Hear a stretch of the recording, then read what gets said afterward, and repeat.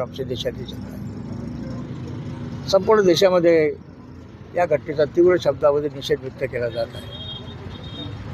तर मी या घटनेच्या संदर्भामध्ये शासनाकडे आमच्या काही सूचना, काही मागण्या आहेत.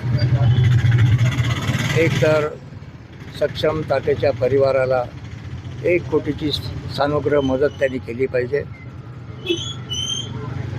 सक्षमच्या परिवारातील त्याच्या भावाला आणि सक्षमची वाग्दत्त वधू आचल हिला सरकारी सेवेमध्ये घेण्यात यावं. सक्षम आपल्या आचलला कमीत कमी पोलीस खात्यामध्ये घेण्यात यावं.